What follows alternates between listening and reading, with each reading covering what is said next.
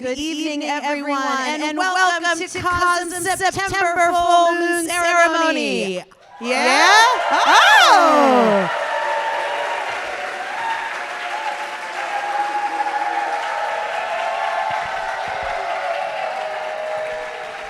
Nice.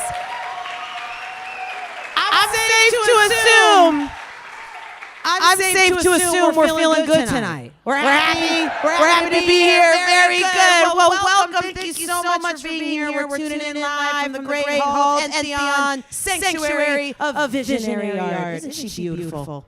Isn't this beautiful? We're so blessed. Tonight, we gather beneath the full moon to celebrate the high tide of the spirit and talk about CoSM's theme of the month, Sacramental culture. The practices, rituals, and shared experiences that connect us in the sacred in everyday life.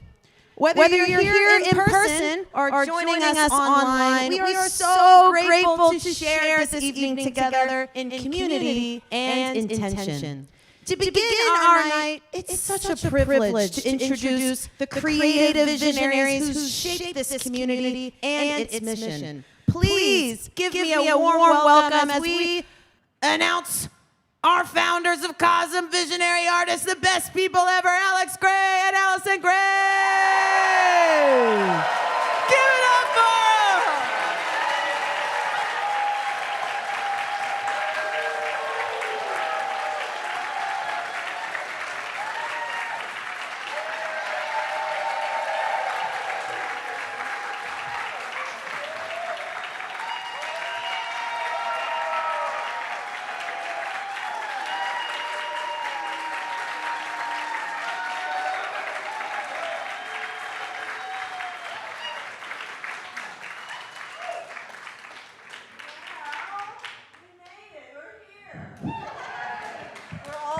We're all here. We made it. And I know that you came from many places, and some had to find babysitters and pet sitters and close up their homes and carve out a night to do this with us. We're so honored, and we're so thrilled to see you, aren't we? I'm always blown away that community finds their way here to share the evening and explore our creative spirits together. And so we're deeply honored to each one of you who we regard as a sacred mirror, you know, in the Chapel of Sacred Mirrors. You know, I welcome you. I welcome the spirit you brought with you. I welcome the one that's here in all of us, shining through us. And it reminds me of Meister Eckhart's great quote, you know, the great German mystic. Anyway, he said, that's why there's an eye here. It said that you will see God when you realize that you're seeing through God's eye. You know? Isn't that nice? It's beautiful. I love that. I want to just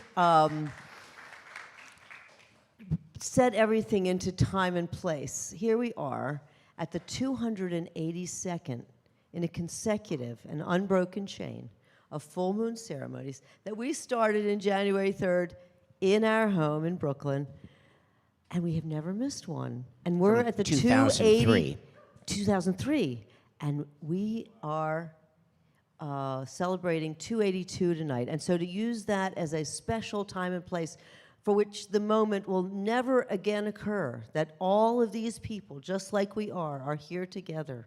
So we're at the 282. So it's 283. Sorry. Is it 283? I thought it said on the calendar it was 282. All right. Well, I'm so glad we have it. Let's acknowledge our wonderful media people.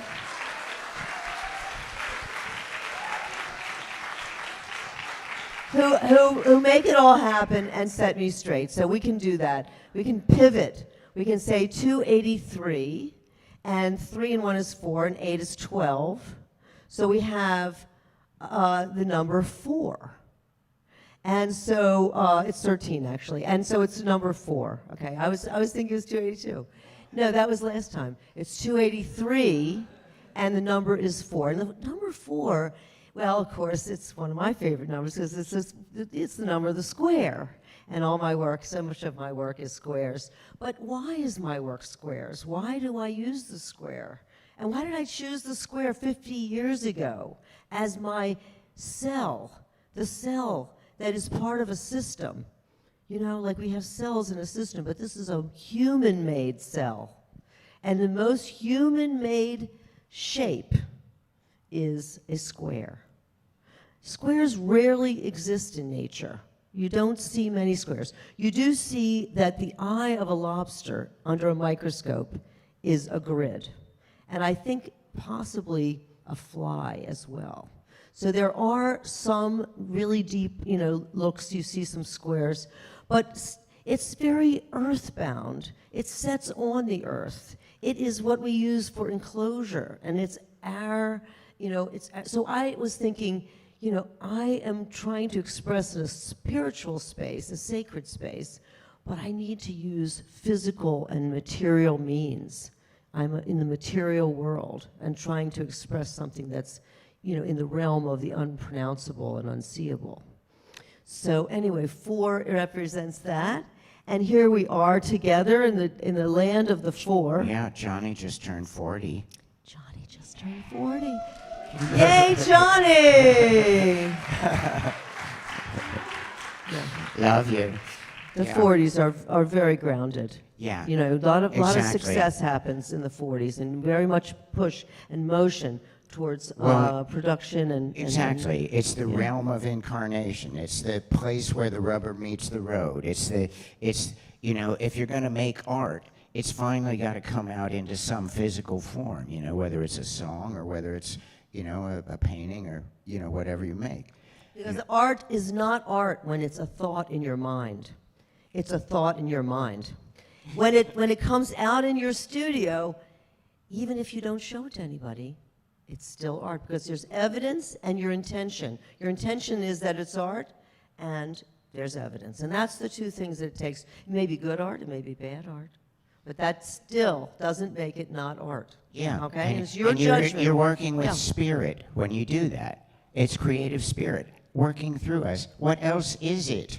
It isn't something different, It's like the same, one love energy that's like powering the universe is pouring through us. For as long as we live, we get this experience, in a body on Earth School, to recognize that we're just a packet of love energy, connected with everyone and everything. But it doesn't look like that here. We're deluded into separateness, And I think that sacred gatherings always have that sparkle of the possibility of the remembrance of our connections, our deeper connections that are formed out of love, that are formed out of even hope, that are formed out of the faith, that are formed out of the ground of being that we all emanate from, their source, our creative source. And that's why we talk about art as a way to hold the subject of religion.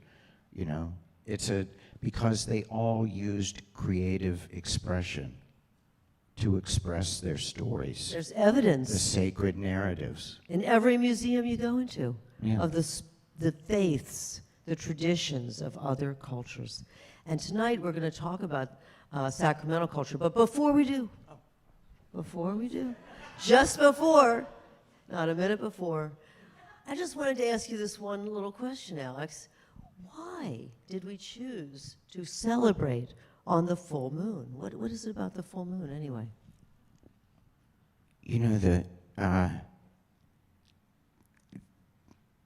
This awesome metaphor of the moon as a mirror. This is the chapel of sacred mirrors. So it's not the moon's light, it's the sun's light reflected off the moon. So the moon is, when we see it on the full moon, it's mirroring, you know.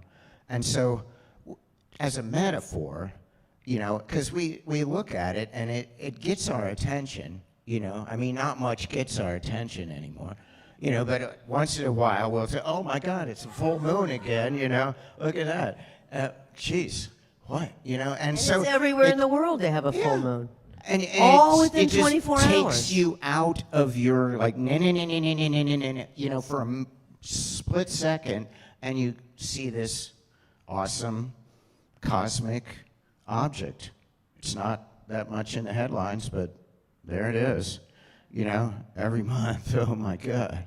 And so we know that shape. It's just like Allyson spoke of the square as the shape of matter, the circle is the shape of spirit. We relate to it as the one, you know. It is, Plato called it the perfect shape.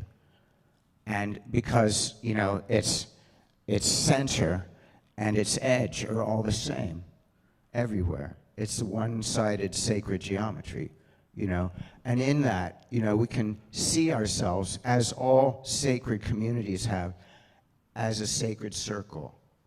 The sacred circle has been something that's always bound communities together, not only because the light of it would guide us to the next village. For millennia, humans have followed it for its mystic connections with our bodies. You know, we flow with the currents of the waters of the world. We're planetary beings. And because of that, our biology is made of fluids. And these fluids are influenced just like the tides. The oceans outside of us and the oceans inside of us are united in the electromagnetic field that is influencing us from the fucking moon. What the fuck? We're lunatics, you know, connected with this object. What is it? Alien base number blah, blah, blah, or what? You know, we don't know. We put it there. Isn't it cool? It's unlikely otherwise. We put it there.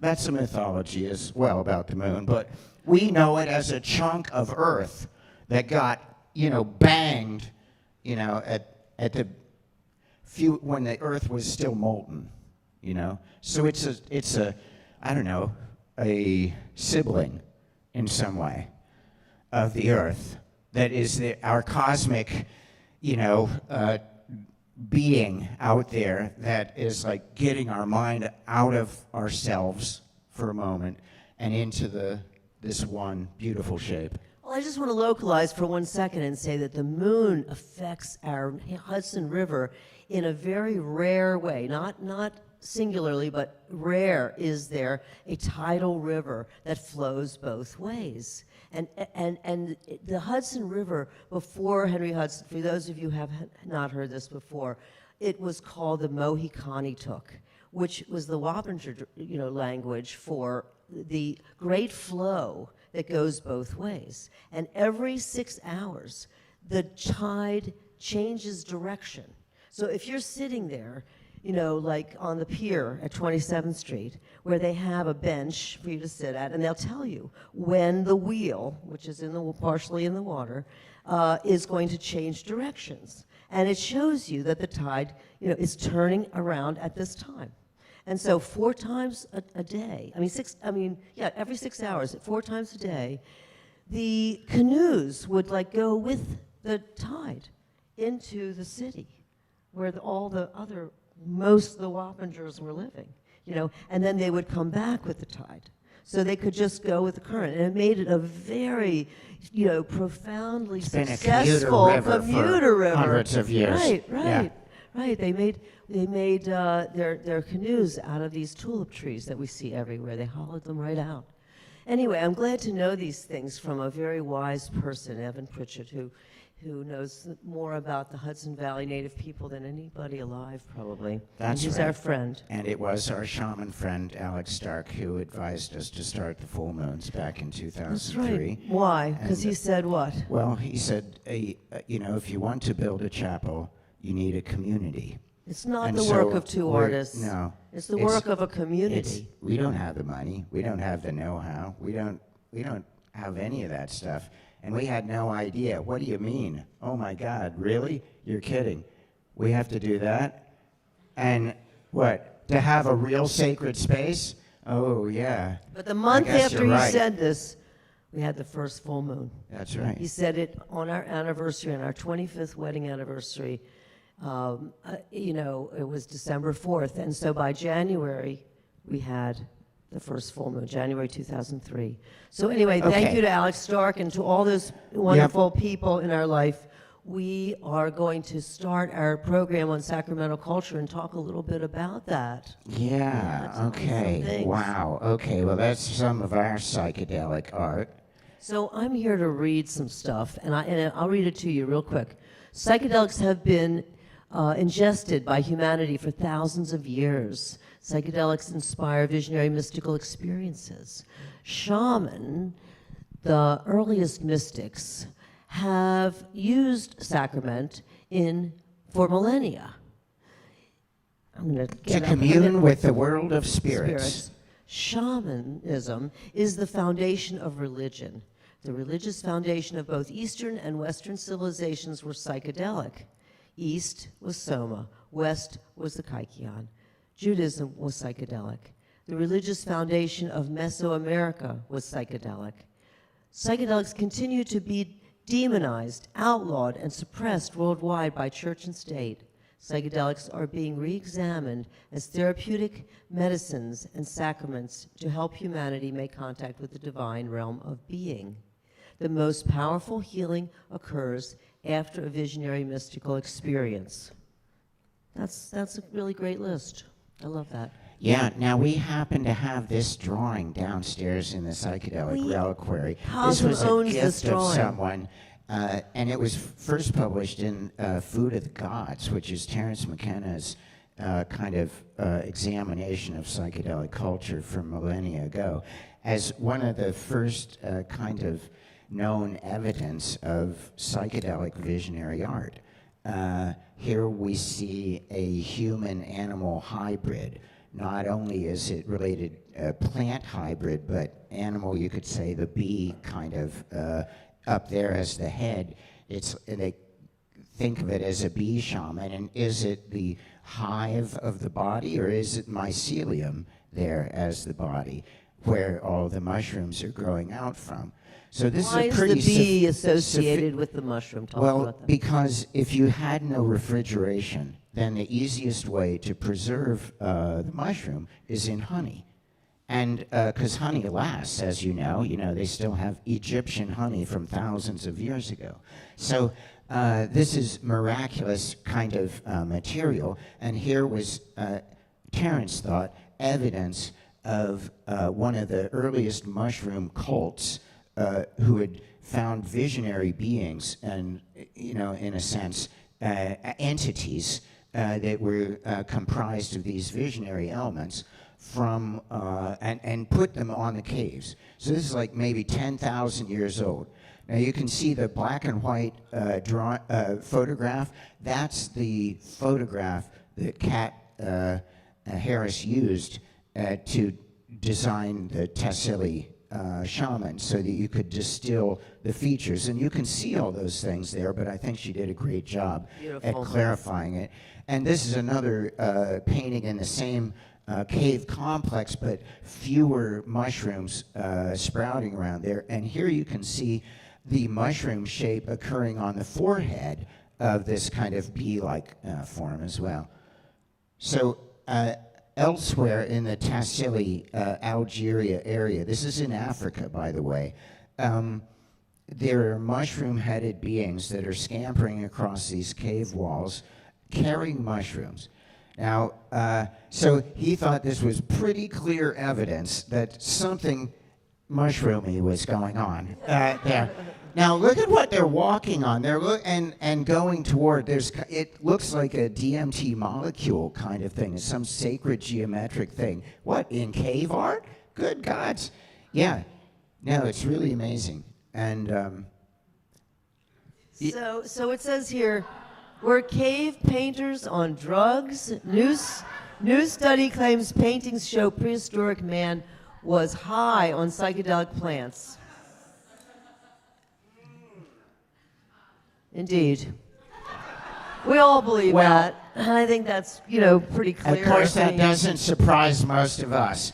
But a lot of wheels. The thing where do you think they invented the wheel? They kept just seeing wheels. Yeah, no, it could well be. You're really right. Hey, I just got an idea. What's an idea? Let me show you. Yeah. And they can draw here, it, then they can make this it. first, though. Yeah. And so now they're starting to wonder, what was it that caused art to exist? What could have compelled the primate brain to pick up a stick and say, whoa,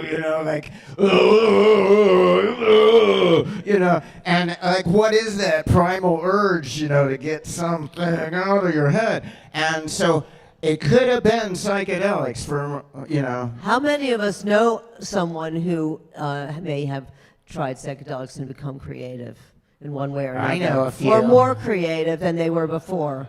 It pushes you. Anyway, cave murals in Spain show man may have used magic mushrooms 5,000 years ago.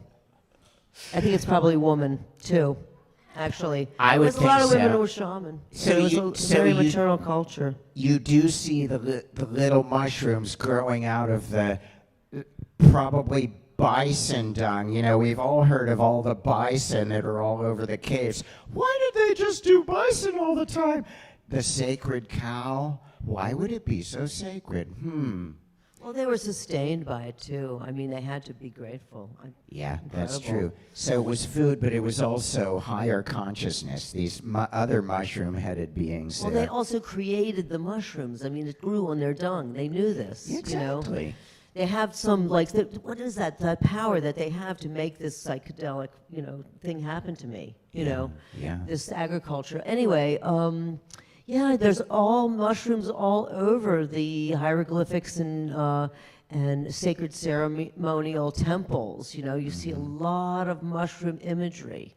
Yeah. Keep And- going. okay. And Sechet was the wife of Thoth, the magician.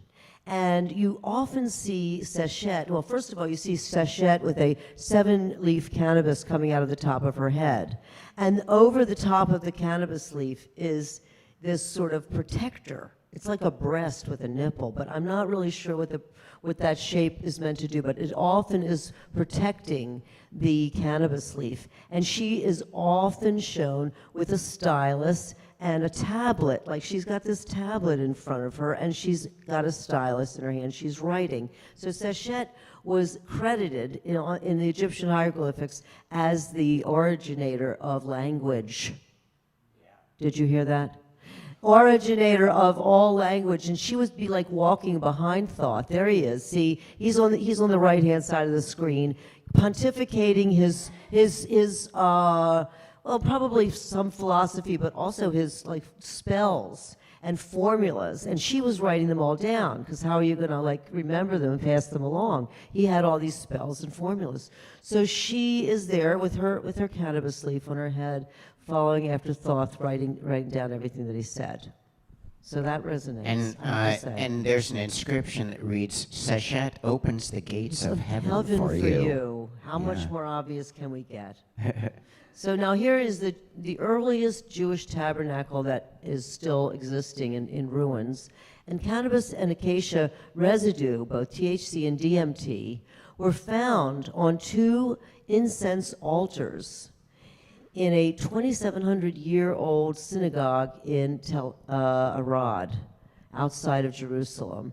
So they had these altars, and they even talk about them in the Torah, that when you enter the tabernacle, you go past these sort of flaming, these incense burning bowls that are like, columns on either side of the door. And they filled the tabernacle with this smoke, and the priest class could go in there, and that's where they dreamt up the Torah, you know what I mean? They didn't probably write it there, but they had all these ideas, and they made decisions, and they had lots of, because these are people, you have to understand, they were 670,000, some of them, that just got released, and they were all marching around the base of Mount Sinai. I mean, we know the basic story, but they had, for 400 years, been enslaved, so they did not know how to rule themselves. And this is where they made all that, early democracy. I mean, the very, bottom rung of that was started out there just wandering around and trying to figure out who's going to be in charge and who's going to make the rules. Well, I heard that this was the tabernacle that they used for on the day of atonement. That's coming up. That happens, 10 days after Rosh Hashanah, which is the beginning of the beginnings. I just thought you might like to know what Rosh Hashanah means when you see it come up. It's the first new moon of the new year. So it's the first day of the year because the calendar is a lunar calendar. And it goes by the new moon being the first day of the month and the full moon being in the middle of the month, 2 weeks later. So it's it makes a lot of sense, really. It's every 2 weeks you have a full moon and a new moon. Anyway, ultra-Orthodox rabbis bless kosher for Passover marijuana. Okay? We have been celebrating, and I will just announce this, we have been celebrating as a staff for at least 20 years. Over that, maybe, the Burning Bush Seder, which is the Seder in which you have to drink 4 cups of wine in the Seder. So you get pretty drunk, and you have a really good time. It's a dinner party. And it's a dinner party full of gratefulness and remembrance and all that kind of good stuff. And it comes, that comes in the spring. But Rosh Hashanah is coming up. New Year coming, just like everything, New Year's resolutions, and then there's 10 days later there's the Yom Kippur, which is the day of atonement. Yes. It means you forgive everyone, including yourselves, and you just fast. It's the most powerful day. It's a fantastic day. I always take that day off. And good day to go to the tabernacle filled with smoke. Well, exactly. Yeah. Or your own personal tabernacle filled with smoke. Exactly. That's what I usually do. And then I just watch the highest production synagogue all day long. Well, we're now switching gears a little bit, but still in an ancient, religious tradition. We have the earliest known religious text, which is the Rig Veda. And so in it, there are multiple kinds of poetic phrases that refer to Soma as an elixir of immortality, king of the plants, and king of the earth. And it's described as, let's see, an omniscient God, and a deity with 1,000 eyes, destroying sin and restoring truth in its place. And so here we have the vision of Brahman, and here's Shiva. Now Shiva is the blue sort of god, and it represents the powers of destruction, as well as people see Shiva as all of the gods together. And here, the Ganga is flowing out of the Ganges River is flowing out of the top knot of Shiva, Lord Shiva, which is the, Mount Kailash there, is celebrated as Mount Kailash is basically Shiva, and that's why there's, it's one of the great Himalayan mountains, and that's the source of the Ganges. That's, of course, where ganja grows. And that's the ganja-smoking Babas, just like the Jewish rabbis were blessing the cannabis that has always been part of their tradition. During the Kumbh Mela, the ganja-smoking Babas will come out by the thousands. Wait. And Don't run. I want okay. to see the Kumbh Mela. All right.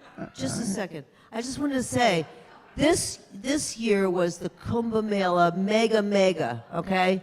Every year they have a Kumbh Mela, but every 12 years they have a mega Kumbh Mela. But every 144 years, that's 12 times 12, they have the mega. And that was this year. And our friend Lama Droma, who lives down the road from here and comes and talks to us sometimes, she was there, and she posted herself going into the Ganges. That's what you have to do. There's 4 rivers, actually, where that you can dip yourself into those rivers, so you don't have to, go too far. But the Ganges are always the best known. I can't remember the names of the other 3. But anyway, you're supposed to bathe in the Ganges on the Kumbh Mela, and it's, did I mention 500 million people? 500 million people. It's the largest gathering of humans. I think it's a week long or an 8-day or something like that. I'm not exactly sure of the details, but it is longer than a day. And they have millions and millions of conferences and gatherings all around that. But they recommend not going then because resources I wonder why. Well, if you're not really Resources devoted are tight. to this, Yeah. it would be there they are. They come Yeah. out of the caves. They because you have to have the sangha, you have to have the community, and even the people that hide in caves and smoke ganja, the ganja smoking babas, come out of the caves. That's right. And so it is a holy rite that is celebrated to this day. And also in India, we have a lesser-known tradition of the these are the temples of Khajuraho. You kind of, When you see all those tantric figures, and it's all about tantra. Yeah. The whole complex is covered with that kind of pornographic sculpture. I'm telling Isn't you. it amazing, though? We don't even want to show you too This much, is but like you gotta go to some wiki and find these because they're amazing. Well, the thing is like, if this is going on the outside, what the heck? What are they doing in there? I want to go in. It's holy the moly, come on. mushrooms. You find holy mushrooms at the temple altar, and so even though lesser known, you find throughout both the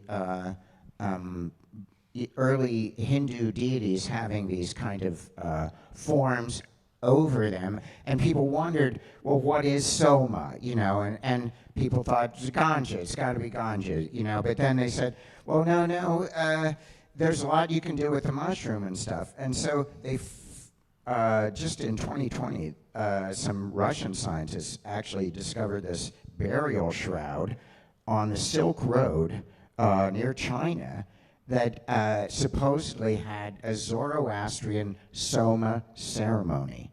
And they wrote a whole article about it, and the person who was serving the central religious offering there was obviously a mushroom that he had, a great big one. And so it very likely could have been the psilocybin there as well, which they're acknowledging in various ways in Finding their it art. all over the earth. And here is an fairly contemporary rendering of the Eleusinian mysteries of Greece of 1500 BC and to 400 AD. So for all that time, the Greek people would pilgrimage from Athens all the way to Eleusis. And if you were going to Eleusis today, which we did, not a year or so ago with John and Genevieve, we saw how it's completely demolished. It doesn't look like there's some pillars on the ground and whatever. But this is the image that is depicting what is thought to have been the Telestrion, which was the kind of the heart of the place where thousands of Athenians would come, and it was, it was about the whole abduction of Persephone by Hades, and then, the Demeter bereaved, and lost her Robbing her daughter, from her mother, yeah. and gone for half a year, but then comes back in the springtime, and so it links the divine feminine with the nature cycles, and the harvest, so we're engaged in a way, in a mythic way, in an archetypal way. Not to say that this actually happened. This is a story that unites a people. And it was about agriculture, because ultimately the gift of the goddess was agriculture to humanity, and it was taught to Triptolemus. Alex always thinks the name Triptolemus. Triptolemus was the mortal to whom Demeter taught agriculture, so that it was passed down from the gods, and Demeter was grateful to Triptolemus's family, and he was the young man of the family, so he learned agriculture and taught it to all the humans, the mortals. So that is the story that they were, but thousands of them, walked the road together. It was like Burning Man. It was like they all had to camp out because it was more than a day's journey. So everybody was camping out by the sides of the road, and everybody was walking together to go to this special ceremony where the initiates had to prepare for a year, and they were only allowed to take the kaikion or kukion, whatever you pronounce it. But anyway, it was a drink. It was an elixir. It was probably a brew. I mean, I like to imagine it might be a brew of mushrooms, because there's Demeter and Persephone holding mushrooms at each other, and there's Triptolemus, the little short guy. He is the mortal, and the big folks are Demeter and I'm not sure if that is Persephone. Yes, of course it is. Demeter and Persephone on either side. Yeah, so anyway, but Triptolemus was the recipient of her knowledge, and that's the myth, that they would travel all that way and camp out together and learn to live together. Yeah. Radically self-reliant. And at this crescendo of there were sacred objects revealed and things like that, and they were all under the spell of this kukion, which there's always been this question, like, what was it? And so Albert Hoffman, the discoverer of LSD, had a theory that agriculture, which was growing all around the temple there, would be the source of some of the grains that they used to distill their kind of mead, their kind of beer or barley, that's distilled from grains, because it was the grains they were celebrating. Now, part of that could be the ergot that grows on the any of the grains, and so a little bit of it can really open you up to a visionary way, and it's the basis of LSD. So that was his guess, was that ergot was somewhere in this brew that they know many of the other parts of. Ooh, and hold on there. I didn't want to do that. Yeah. I thought you had okay. a close-up of her. The next one is a cool one just to see. Now, you didn't put the head in, but I thought check you did out the headdress. Yeah, if you look really of, closely, the whole Persephone. crown is made of Persephone. mushrooms. Yeah. This is a grand statue there in Athens, and it's Kore, or Persephone, and she's holding a mushroom there, and she's got a necklace of mushrooms and a headdress of mushrooms as well. Just so you know that Persephone had a second name, Kore, for some reason, and I can't answer why. That was her other name. Shorter, It's her Burning Man name, Kore. But there is a picture of the crown. It's absolutely beautiful. This is DMT snuff, Cahoba snuff, is it not? Cahoba snuff, I believe. Now, this was from a tribe that also had a film made. It was one of my the really awakenings about the way that DMT was used in the jungle, like not in the apartments, you know, where, hey, I got a little bit from Terrence, man, let's smoke it, man, you know, and it's kind of like, yeah, that's my experience of DMT, but if you want to come from the authentic indigenous, you know, pre-industrial kind of orientation to these sacred medicines and magical tools, this was the kind of like place that, okay, like this guy is going to get up off the ground and he's going to like throw a curse on the next village, like, because he's got empowered by the beings that are hanging out with him that he knows full well, because he is a shaman who uses this shit all the time and is very familiar with the DMT entities. They become his friends. They understand and they work with them because he's made certain agreements with them. And so this is a different technology and use of these substances than most psychonauts really would care to imagine. They treat these beings as serious and able to do damage to people in their psyches. So this is nothing to fool with. This is like serious shamanic journeying that happens during these journeys. So this is not for the lighthearted nor the non-sacred oriented. This is why shamans do it, you know, because they work on those levels. Those levels are always here, and I believe we're protected by our own entourage, each one of us, because we made it here safe. You know, they are always around us, protecting us. But there are ways to become more porous and join a visionary brocade of beings that are always around us as well. So most of us know that to be true, and this is one of the holy doorways. It is a naturally occurring neurotransmitter. Each of us are on it right now. It is also a Schedule I substance. Isn't that uncanny? All right, let's keep going. There's other examples. Here's some beautiful art that these people made for snuff trays, because this is how often they use snuff. They might as well make a beautiful or have a beautiful or receive as a gift a beautiful snuff tray. So there were a lot of art made around this. Absolutely. There was a whole tradition down in South America that has a being that kind of is holding these staffs. And it's believed that it's part of this whole snuff tradition, and they do have quite beautiful stone Elaborate trays. Art. Yeah. So cannabis, we know we love it, and this is one of Alex's paintings. What do you call this one, Alex? Do you remember? Cannabis mudra, I believe. Sutra. You know, or sutra. Cannabis sutra. Because of the Buddhist Lotus Sutra.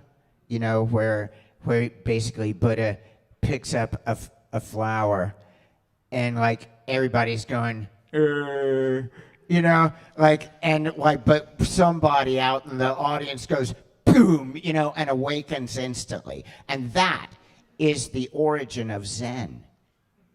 You know, kind of Satori in a moment. You got it.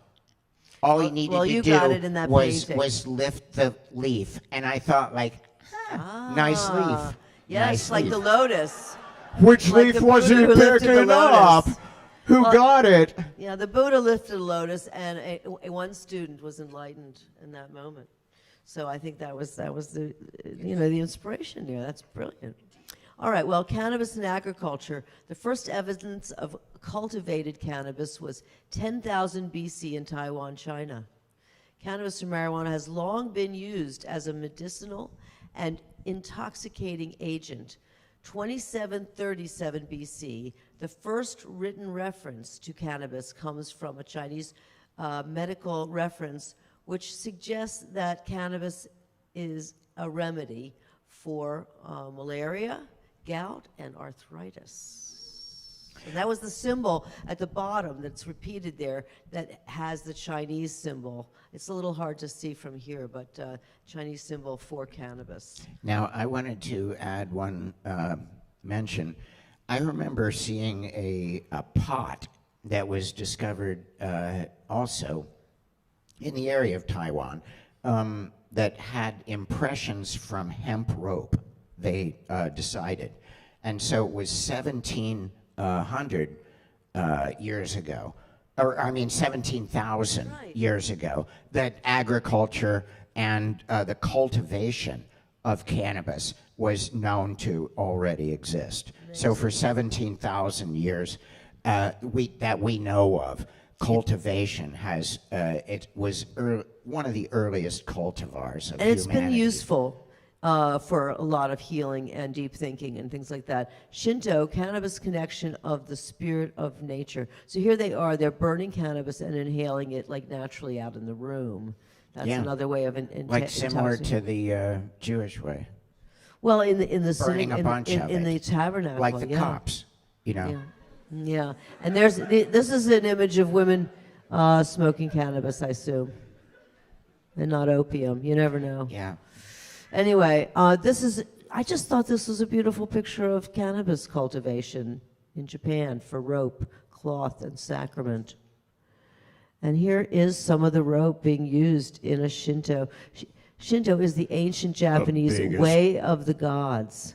Hemp rope ritual object. Here's a hemp rope ritual object. It's offering profound respect for the kami, the intrinsic godlike spirit in nature. So that's what they have in a temple, inside of a Shinto temple, is this wrapped hemp rope. Okay, and there's the great abbess. Saint Hildegard of Bingen, was known to use hemp in various ways, and she also had great visions and is one of the earliest known visionary artists.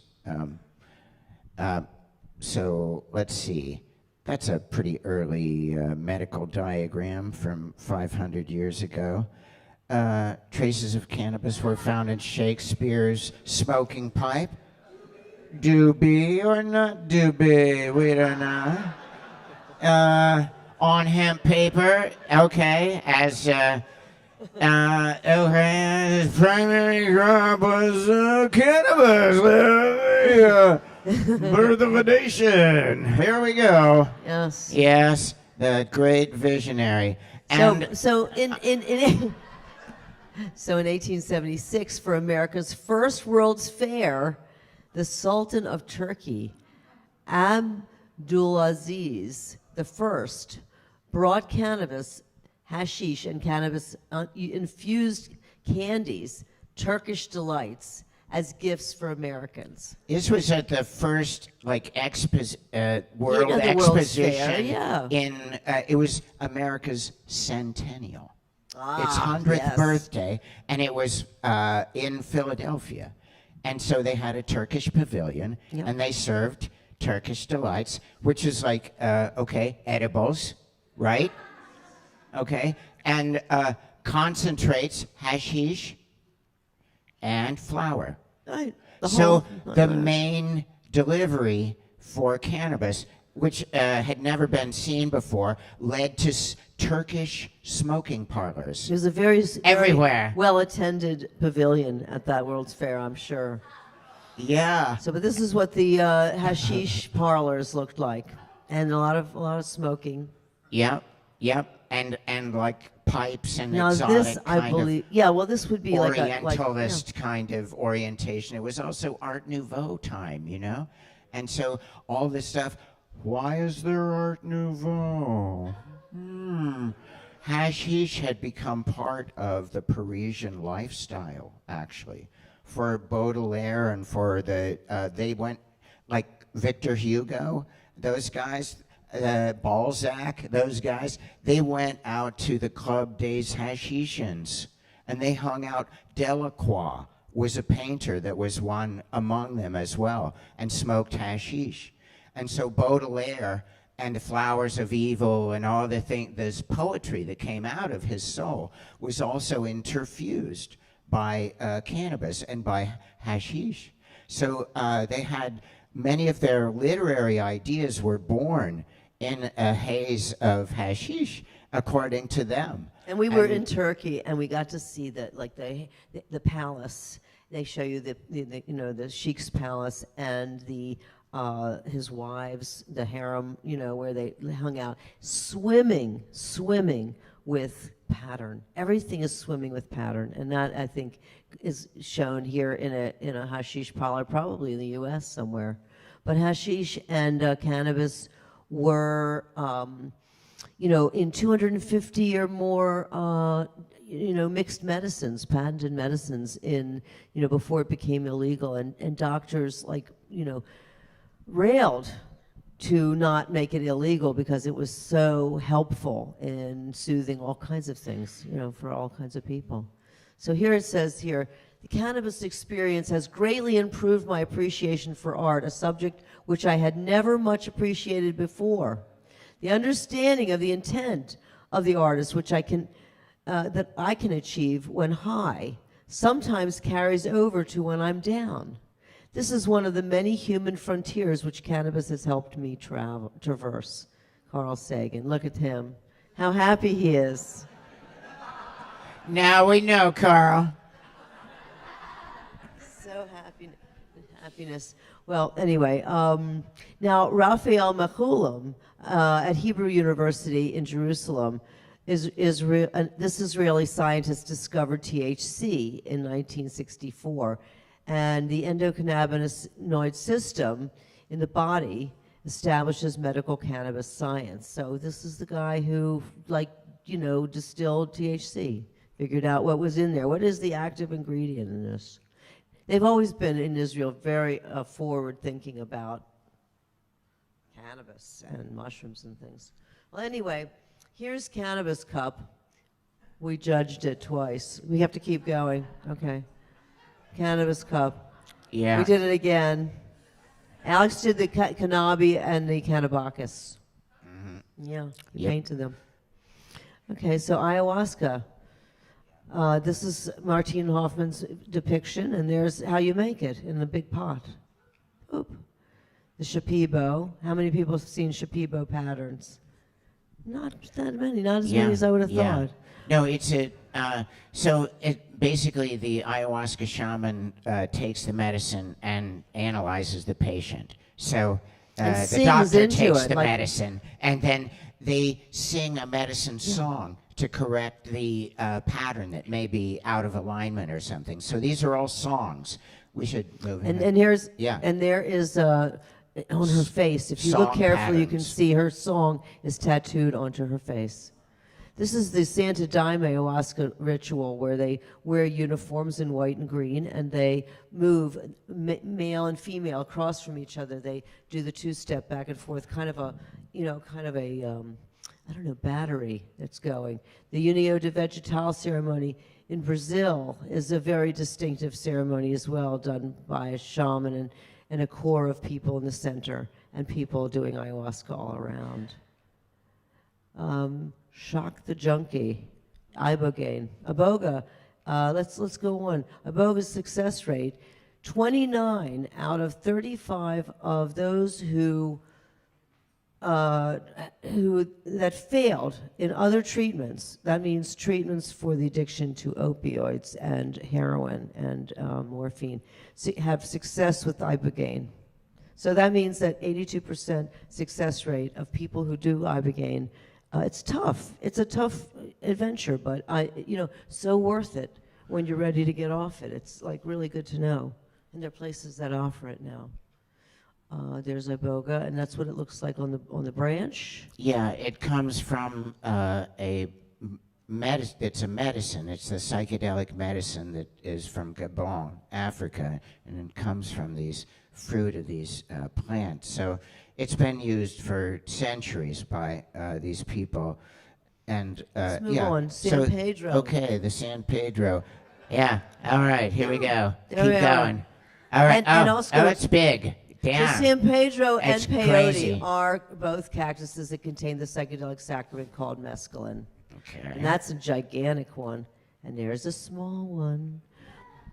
But, peyote button, traditional and signature in singular to indigenous traditions. That means that the people that use this sacramentally in their ancient religion wishes that we all would just keep our hot cotton picking fingers off of their peyote buttons and make our own chemically if we want to, because you can do that. So it's not okay. Anyway, Chocopili from the 16th century, Mexican prince of psychedelic sacraments. Beautiful depiction of all the psychedelic sacraments. You can see that at the Mexican Natural History Museum. Huachuma is San Pedro. This is a cave where they used it. Some art. These are stone reliefs. You can see them holding the psychedelic mushroom in each hand. Yeah, And lots they- of these in They had a Chevron. 16-foot stone pillar inside of these caves. Quite amazing. Yep. The Huichol of Mexico, down in Oaxaca and southern Mexico, Sacramental culture, embroider incredible clothing for their husbands, but also for their whole families. And they use peyote. And we have an example of a yarn painting, a beautiful example from Mexico City. And you can see it down in the psychedelic reliquary.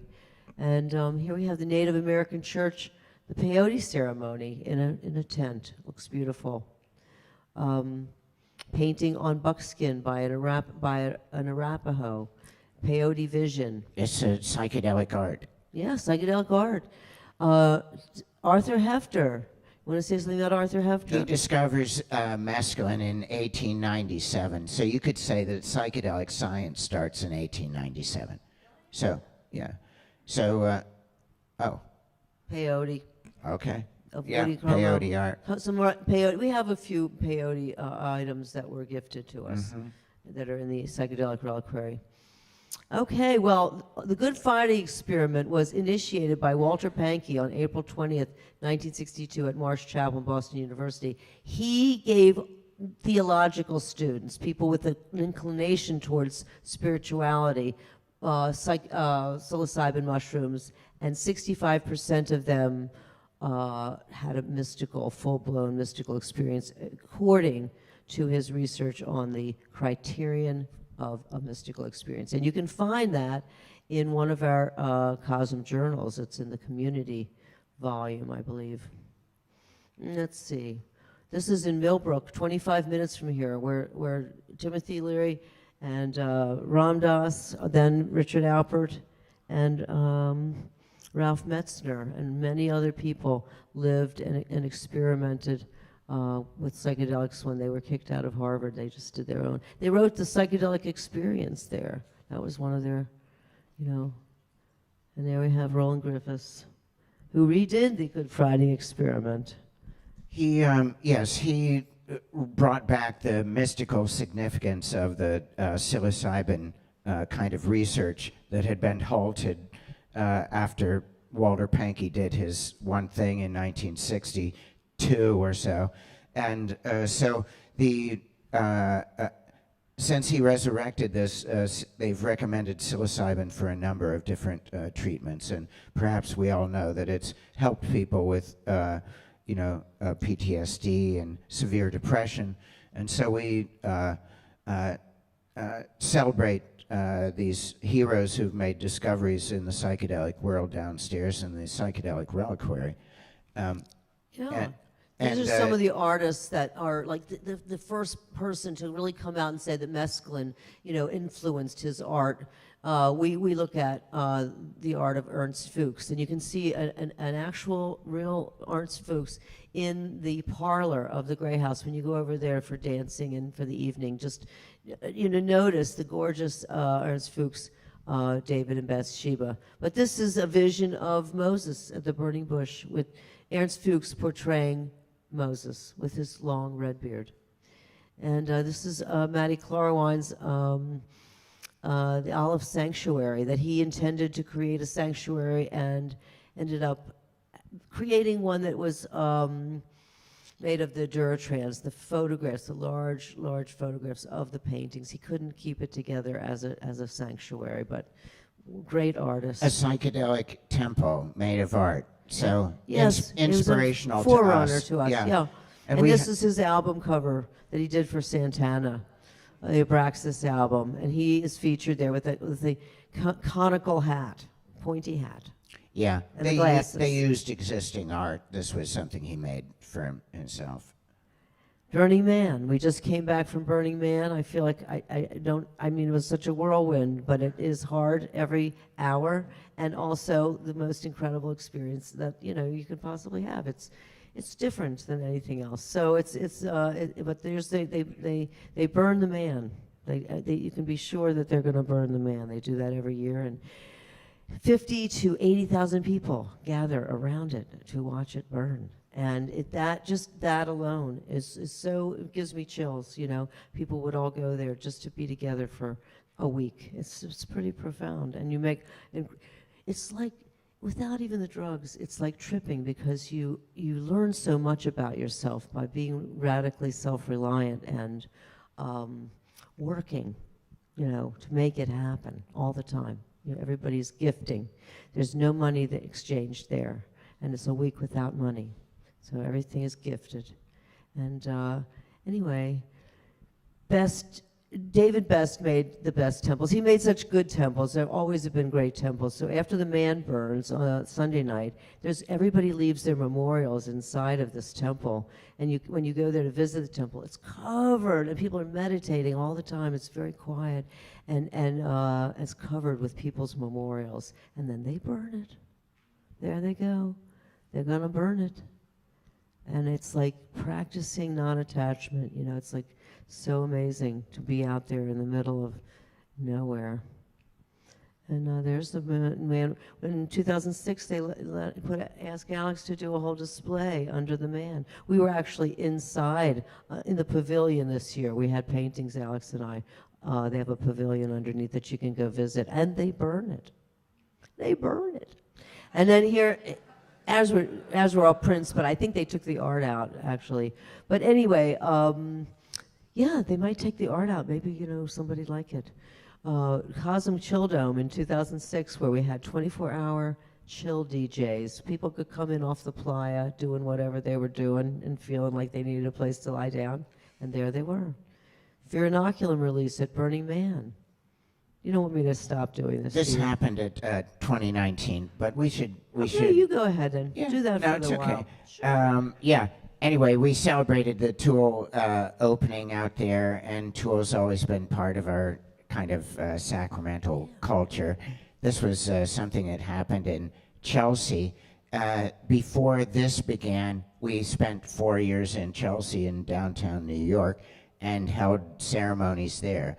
And we gathered enough money to put a down payment on this place. And here, Kate Rodenbush has given us this beautiful piece that we collectively celebrated back. First sacred structure, I guess, on the land, 2009. So, you loaned it to us all this time. Yeah. Here we are at Meow-Wolf. This is our infinitizer. If you're ever down in Las Vegas, it's still there. Go see it. And this is no longer there, but it was there for about a year and a half. The Illusionaries in London, the immersive projection, animation experience. It was, we're very hallucinarium, and 20 plus events haven't been finished yet. There may be, I'm hoping there's going to be one next year in New York. Everybody be there. I'm just telling you. They're crazy. The cannons will go off and people will celebrate. This is 40,000 people or 35,000 people in Madrid. We had a big stage. We did this huge 150-foot stage and 100 costumes and stilt walkers and aerialists and, in costume with big... Straight out of... but this is where we all began. Yeah. This guy up in the upper left-hand corner is Alex Stark, our shaman, who told us to start full moon ceremonies in our home. And there we are in our home having one. This is like going backwards in a way. Anyway, this is where we used to have the thing, and you see our intention is to build an enduring sanctuary of visionary art, which we are in, to uplift a global community, which we are. So there we are, and we're seeing this again. Good grief. I know, don't even watch it. This is what happens, but then there's okay. Entheon. All right. Okay. So here we are, right here in this place. It's called Entheon. Why? It's a place to discover the divine within. Now, check out the idea. Okay. We're So going to the vision idea this into being is together. Everybody take a good long look and vision it into being. We're going to make it happen. So this is like one head made of 30 faces, and it goes in all the different directions. Now, You've been in here, so it's- keep going. okay. This is just this is for right. people who haven't been in here. Okay. Yeah, this was the previous show there. And look, we're saying visionary art is now sacramental culture. It's part of people, artists trying to share the visions they had inside. Now, you don't have to be tripping to do that, but a lot of the people who have started to make art about it. So this is why we celebrate the visionary artists like Amanda Sage here, who teaches here, and this is a also recurring motif of visionary art, which is political outrage and activism. Keep going. Keep going. Yeah, and all right, a view of Jen Starks. Okay, there's a psychedelic reliquary. Okay, check it out. If you haven't seen these items, these are some of the ancient cultures represented. The Mayan mushroom stones and things like that are actually pretty rare. The image of Ram Dass down there is signed by him in the back. And, okay, and the glasses there of Dr. Hoffman are... that he wore when he mixed up the medicine in 1943 and took the first Yeah. LSD trip. Right. Those are the glasses he was wearing. Yeah, and his family gave them to us. Okay, and you'll see that one down there. The Shogun signed theirs as well. These are made into relics. No, I think we've seen I this. don't think we need to see all this. Well, what about... what happened to the our is- future? Yeah. We're talking Does it future say anything? here. Okay. I don't know whether I we just ever wanted to read this one quote to you guys. This is good. Okay. This is a great Now- place to go. Yeah. Yeah. Well, this is from Plotinus, who's like a 4th century mystic, but it sounds like a description of Entheon. Since we look towards the outside, away from the point at which we are all joined together, we are unaware of the fact that we are one. We are like faces turned toward the outside, but attached on the inside to one single head. If we could turn around, then all at once we would see God, ourselves, the all. Now, isn't that weird? Isn't that cool? I don't know. I love that. That's what we want to yeah. make it look like, yeah. Yeah, And this we- is the back where we have the patio. How are you This gonna shows do some it? of the breakdowns of the sculptures that how we're going to put it together. We're going to That's do this right. quickly. This is the like the steel curtain that wraps around it that will hold these heavy sculptures. They're going to be made of GFRC, Each Cast. piece, They're gonna be is cast. going to be broken down into a thing that will then be backed with those steel struts there. See, and he's devised such an ingenious way of doing this. Our friend Dane. engineer. Yeah. Who's So engineering this. he's getting other contractors to come in, people he's worked with for 40 years in Manhattan, and so they're serious. We're going to have numbers soon. Probably take a couple of months to get actual numbers, but we'll see. That's what the building looks Who like when we knows? project on it. And I believe are we having projections in the autumn? Autumn. All So right. we're going to have projections on the building, animations and all that. It'll be awesome. This is what it looks like now. This is Yeah. our call to action. If we don't do that other thing, it'll always look like this. Yeah. No, I'm serious. I'm damn serious. Why would we in the whole world have to do that? To make this building so gorgeous? Because it's an attractor, and we want people to know how beautiful it is here, and how beautiful it is inside, and how beautiful we feel. And because we want to give the love, and be the light, and be the beacon. It's a dark world. There's things that are awful. In my daughter's movie, there's a lot of bad out there, and there's a lot of bad. We have to be a beacon. It's the only thing we really want to be. Just be a model citizen. Let this place raise our standards for ourselves, our expectations of ourselves. Be better and spiraling up. We are part of that generation. We are part of that world. And that's what this is to stand for. Okay. I appreciate that. And I don't deserve applause, but I do love you. And I mean it. If it's the call to action. We are all visioning it into being together. Somebody knows somebody who knows somebody. And all it would mean is somebody feeling so strongly about this place and having plenty of dough that they could just drop it on that project. Or everybody could give a little something and we could make it all happen together as a community. I'm just saying. It's probably both, It's probably both. So and- please answer the call to whatever degree is like exercise, You don't want to hurt yourself, but you want to stretch a little. So think about it. Who wants to be a part of this movement and make this happen here? Believe me, there's lots of other temples going up everywhere. This is our temple. This is the one in the Hudson Valley with a river that flows both ways, okay? And we've got 40 acres of it here.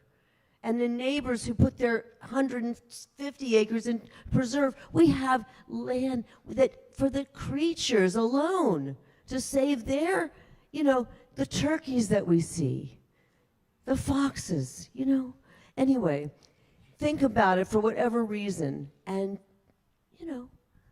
support this. Come build with us, okay? I love you.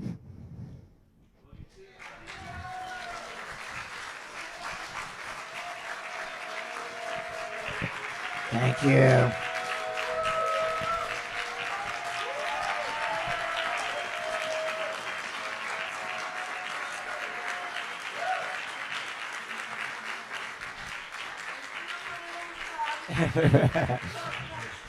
you. Thank you. We are going to have a musical performance now by our good friend Arjun.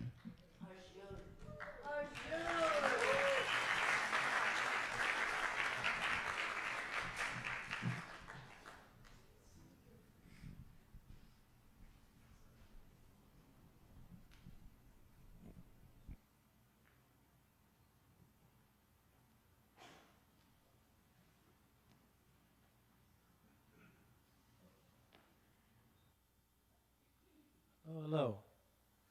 Good to see you. That was beautiful. So great, huh? I mean, come on. That was absolutely amazing. Oh. Could listen to you guys forever. Okay, so I am going to share with you the Medicine Buddha mantra, traditional melody. It's Teya Ta Om Bekanze Bekanze Maha Bekanze Ratsa Samo Gate Soha. It's the way I hear it. A lot of people pronounce it differently, like most things. Usually you reset a mantra first where you can hear it and you bring it down to a whisper and to where it just disappears inside. I'm going to kind of do it opposite and then bring it back. Of course, this mantra can heal physical problems, but also it goes deeper into mental, emotional issues and energetic issues where pretty much all problems come from. Medicine Buddha is blue for some reasons. Could also be linked to mushrooms. And also it's like, Krishna and Shiva and all these deities that are blue, they say that when you see, like the sky is blue, and when you see it from afar, it's blue. But when you start to become closer to it and realize that where is the sky not? And it's also inside of us. And so that's what these mantras do. And the medicines, of course. Yeah. Okay.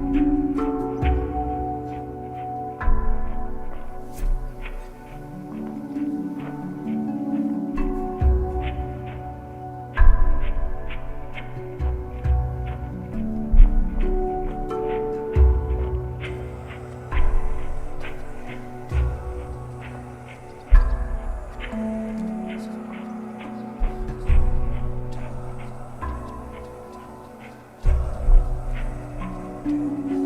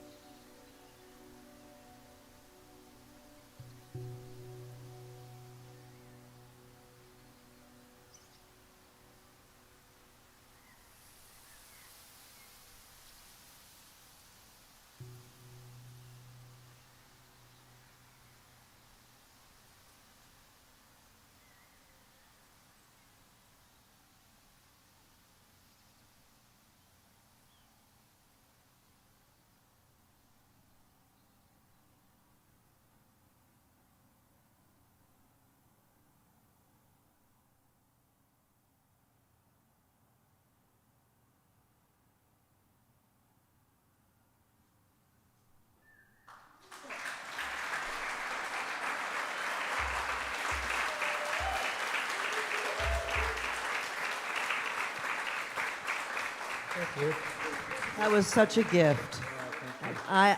Was that a gift?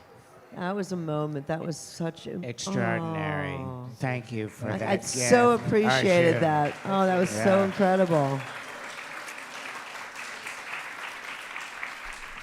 Well, so now we kind of a set change. Yeah. Well, this is a great time for us to turn around and look and find someone around you that you've never introduced yourself to before, or to people, or whatever, and have a conversation with them right now. Just do that right now while we change the set, okay? Find somebody to talk to that you don't even know. Come on, do it.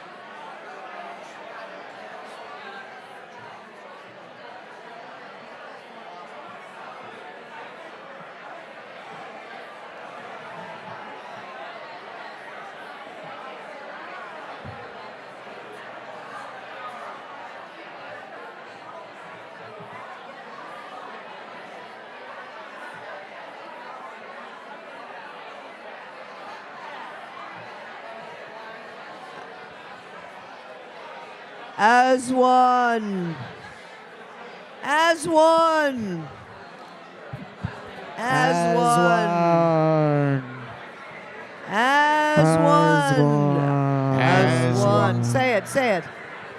Okay, everybody. As one. Oh, yeah. All right. Are we still breaking down?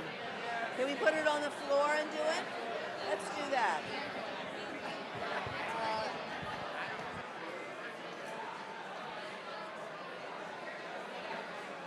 Put everything down on the floor. There we go. You can keep working. It's okay. There we go. All right, start bringing your conversations to an end. Come back to us. And acknowledge your partner that you've been talking to. Come on, everybody. Give a round of applause to everybody. Okay, and now, one thing we're going to do before we start the blessings and declarations, and that means that you get to, come up with a blessing or a declaration, like an intention that you want to share.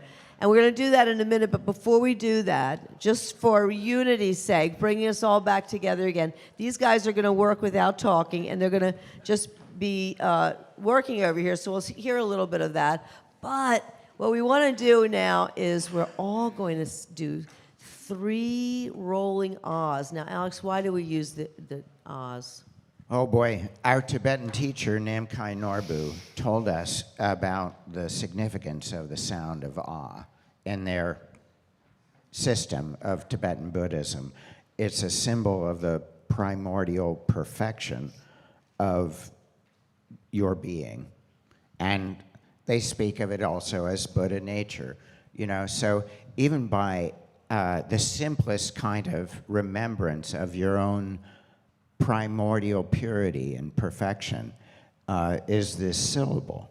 And they attribute a light in the heart and as a way of meditating on this. Now, the sound, they use all kinds of symbols, to evoke these higher states. And this is such a beautiful idea that there is this realm of primordial purity that we all are. That is our substratum.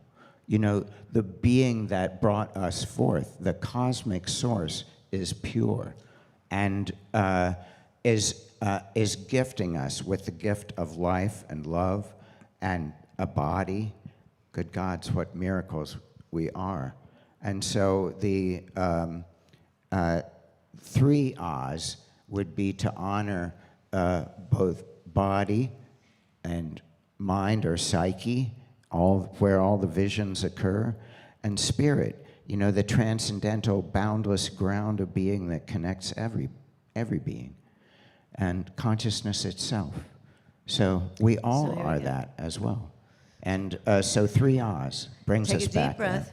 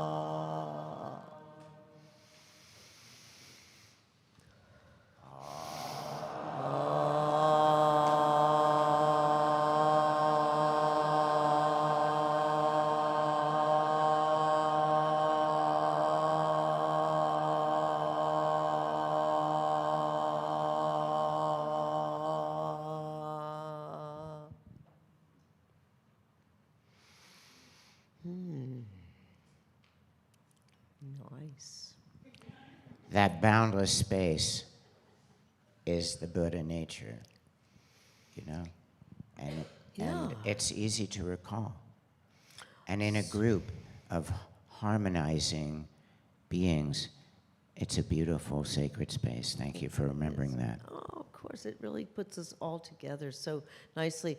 Now we have a few shares, burning shares in the audience that they would like to make a blessing or a declaration, just of about a minute, okay? Just a short blessing declaration. There's somebody right in the middle.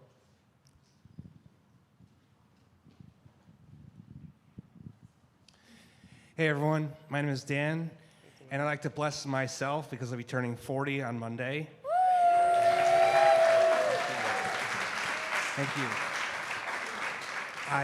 I've shared in the past that I want to welcome more love in my life, but in order to do that, I have to take control of my life and take responsibility for it and not escape it with video games and cannabis as I have been for so long. So I'm trying to maintain my childlike wonder and enjoyment of things, but also clean up and take care of myself. So, amen. Right Thank you. on, Dan. We celebrate you.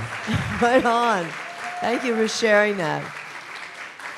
It really empowers any intention to share it with your community that's so supportive like this. So who do we have next, Alexa? I don't know. There's somebody right there. Thank you. My name is Gwendolyn, everyone. Hey, Gwendolyn. And hi. I would like to bless Christine, who is celebrating her birthday. And she turned 60, which she told everybody. So it's no big secret. And I would like to declare for Christine and her family. Her children are with her here today, so I'd actually like to bless them all, the whole family. And I would like to declare that they all remember that they are one community, and to remember that they are all come from a place of love. Thank you, Gwendolyn. Oh, beautiful. There's some people over here. Alexa, look out here. Huh? I'm sorry. I just was staring off into space. I know, it's so Up here. amazing. We'll Okay, start up here. go over here. All right. Hello, everyone. My name is Jewel. I would like to extend some blessings for myself for this evening and for everybody in this room and in this space who's navigating through grief right now and is doing their best to just show up and be strong and present even when the world is falling apart.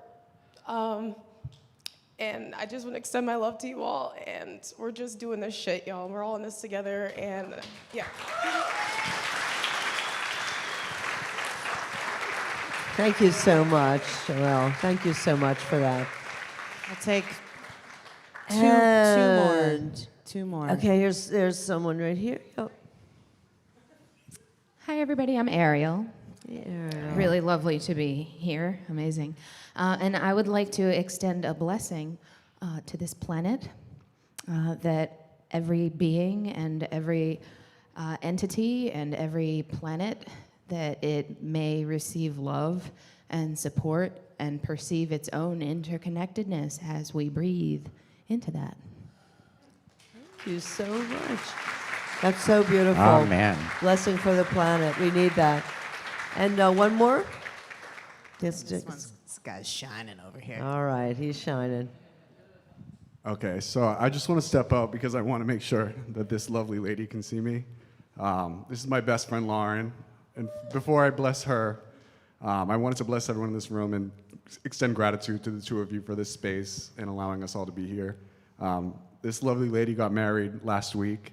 Congratulations. I wasn't able to attend the ceremony, but one thing that matters more to me than that is they're trying to have a baby, so I wanted to bless this womb, no greater mother-to-be in the world, so thank you. Oh, that's so nice. Beautiful. So just take like And one. definitely, we want to. All right. By the way, everybody, turn around and say hello to everybody out there in the world. There are people in There's this two building, cameras. down on other screens. There are people in the house on other screens. There are people across the planet watching us right now. So we welcome you in.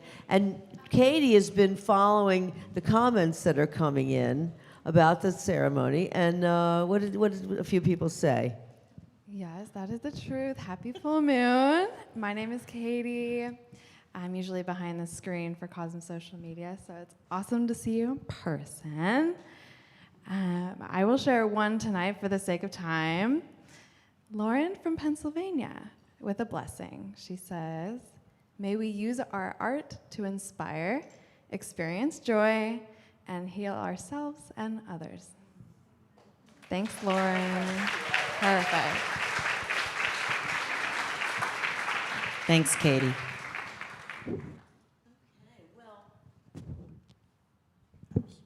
Oh, yeah.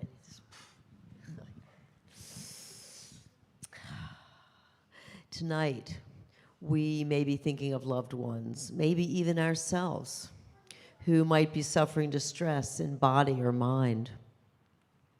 Every CoSM full moon, we take a few moments to turn inside and hold in our heart those that might benefit from a healing prayer.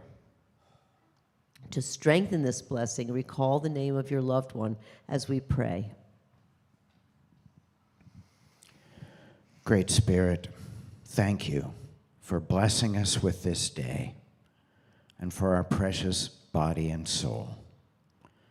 We feel the light of Spirit shining in our hearts, and as we breathe, a glow expands to surround us like a luminous sphere.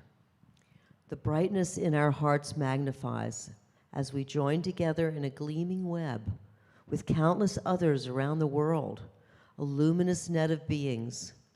From the superabundance of our combined energy field, we envision rays of healing light surrounding and protecting us, our friends, and family. May the light shine on all who need healing. May Spirit renew each soul with creative power to rebuild stronger and weave peace and harmony across the earth. May the water, air, fire, and earth be purified, and the web of life be strong and resilient. And together we say, Amen.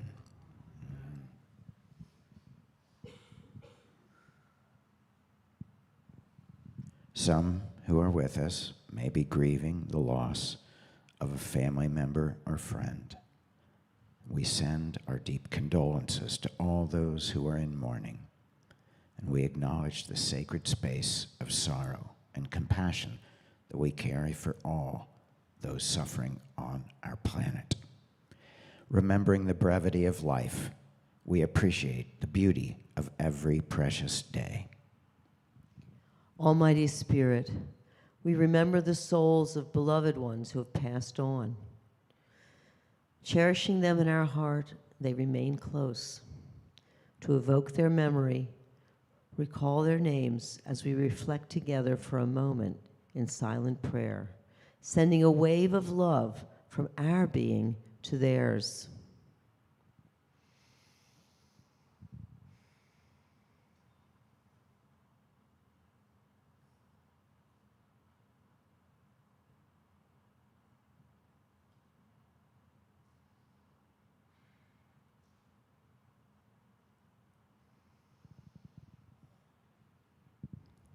Together we say, may their memory Be a blessing.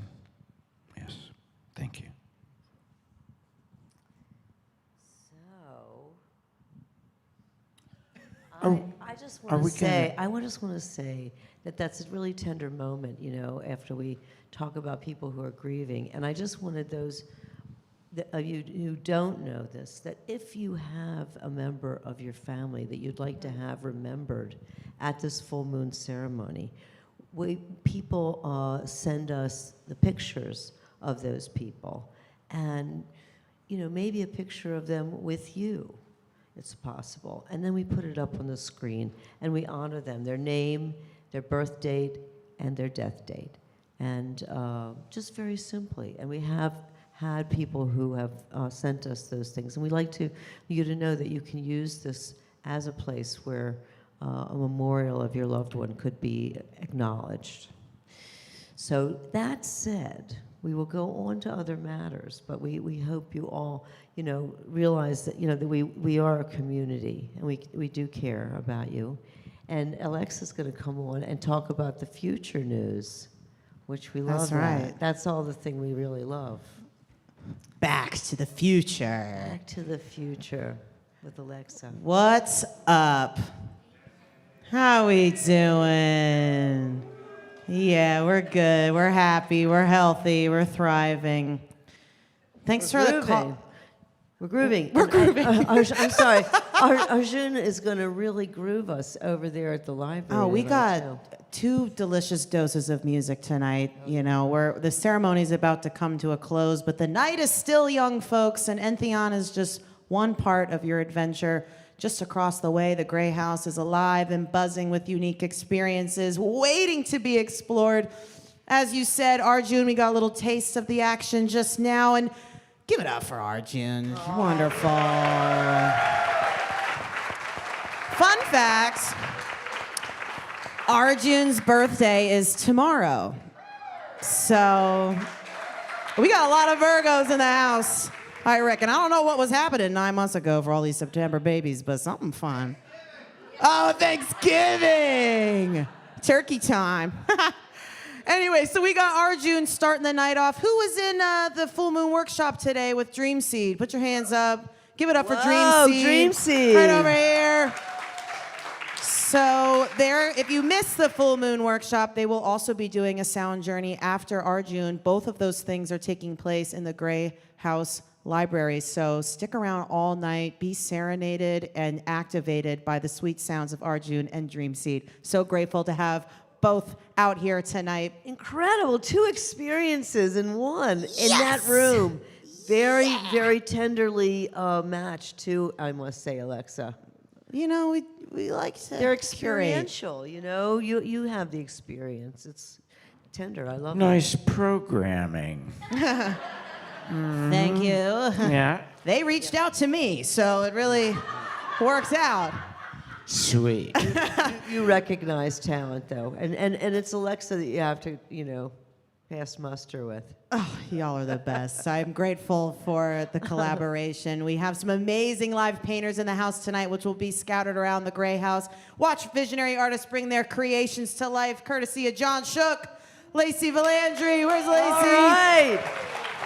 What and a crew. Justin Strubars. Justin, is he in here? He might be roaming around.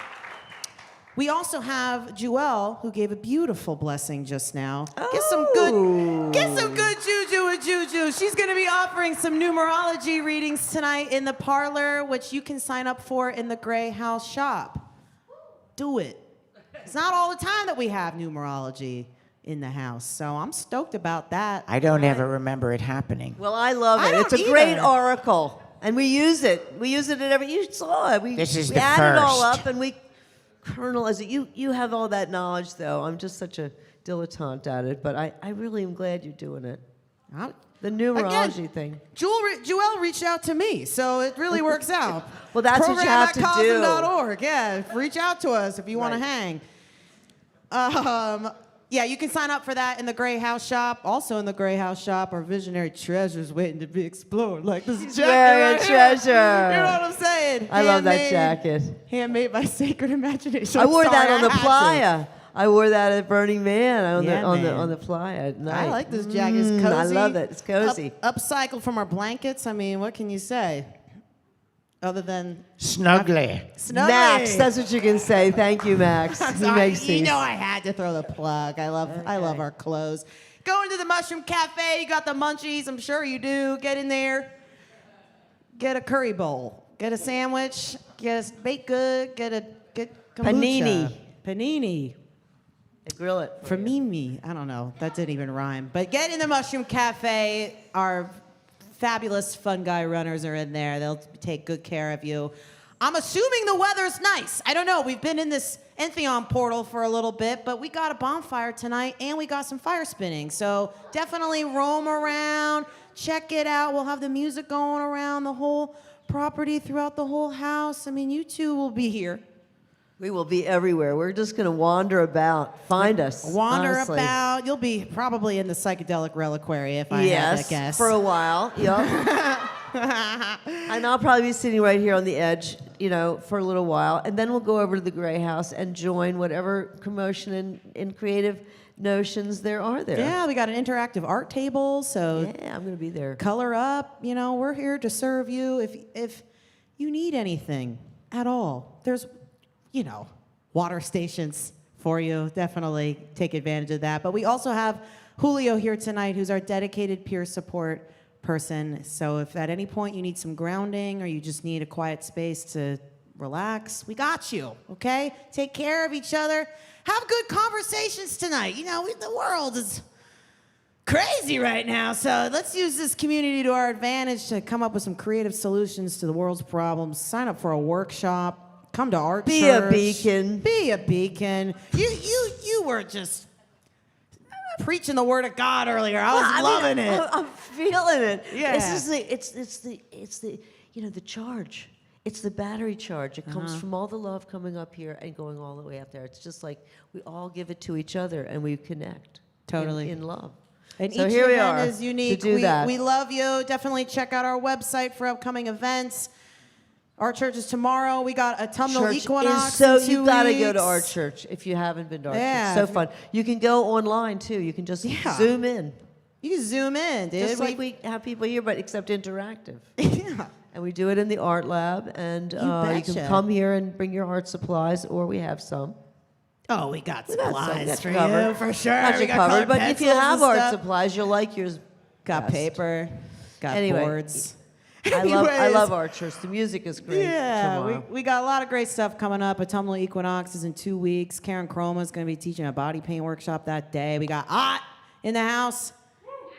Cloud Chord, Smile High is going to be a good party. Oh my God! So, Smile high. You I know, love these people. buckle up Okay. for an adventure. Tonight's going to rip. You know what I'm saying? Tonight is And ripping. We're very grateful to have you here. I'll let you two close it out We for the will do final that. benediction. Thank you, Godspeed. everybody. I'll Alexa. see you around. Woo!